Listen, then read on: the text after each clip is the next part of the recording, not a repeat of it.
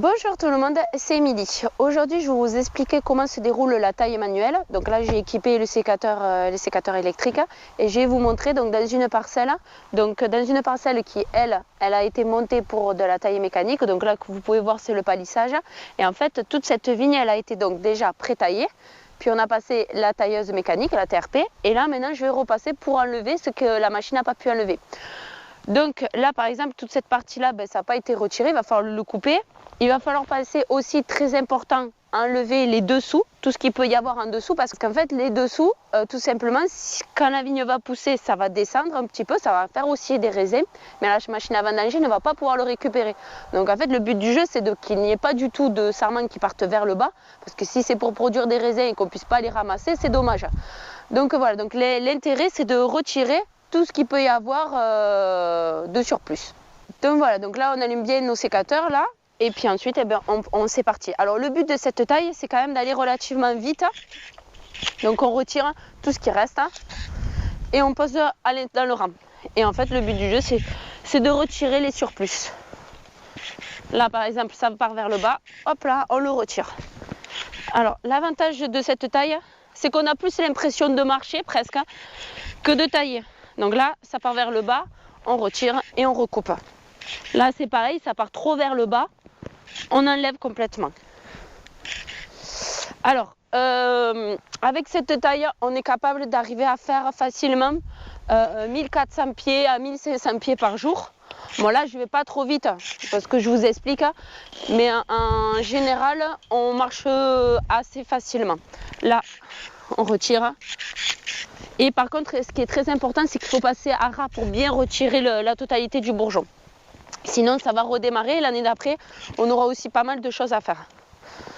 Là, là, je tatille un peu. Je finis d'enlever ce que la tailleuse n'a pas trop enlevé. Par contre, important. La tailleuse, Benjamin vous a expliqué qu'il y avait un niveau où elle se mettait pour pouvoir tailler et toujours être à peu près au même niveau. Donc le but du jeu, nous, c'est de retirer surtout ce qu'il y a sur les côtés, comme par exemple ceci. Mais les dessus, en général, on y touche très peu, sauf quand on arrive au passage du piquet.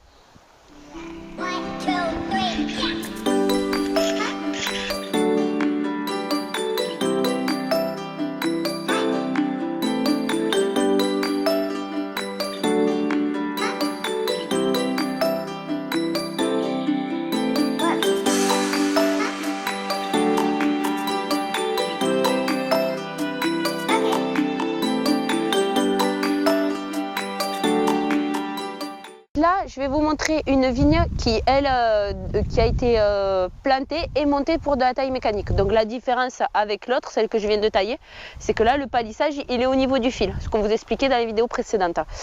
Donc là, forcément, il y a moins de travail au niveau du piquet, puisqu'il n'y a pas ce côté d'ouverture et de fermeture de la tailleuse, donc on avance.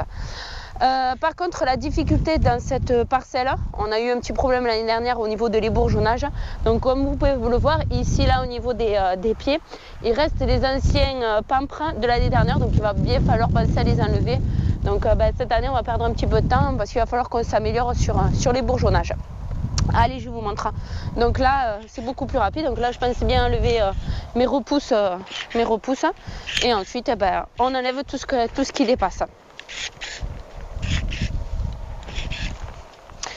Donc là, en fait, ici, c'est la confusion sexuelle. Donc on vous montrera comment on la pose. Pendant la taille, en fait, il faut bien penser à la retirer.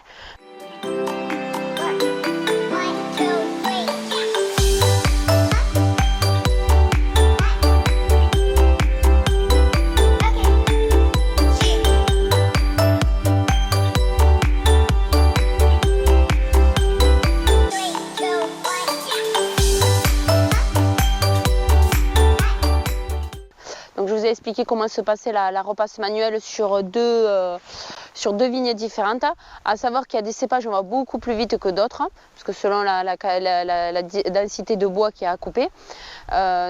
Sur des vignes assez faciles à tailler, on peut aller jusqu'à faire 2 hectares et demi à 4, puisqu'on est 4 à tailler. Et des vignes où il y a un peu plus de passage, on fait qu'un seul hectare par jour. Donc voilà, cette vidéo est terminée. J'espère qu'elle vous aura plu. Si vous avez des questions, n'hésitez pas à les mettre en commentaire. Et puis merci d'avoir regardé cette vidéo.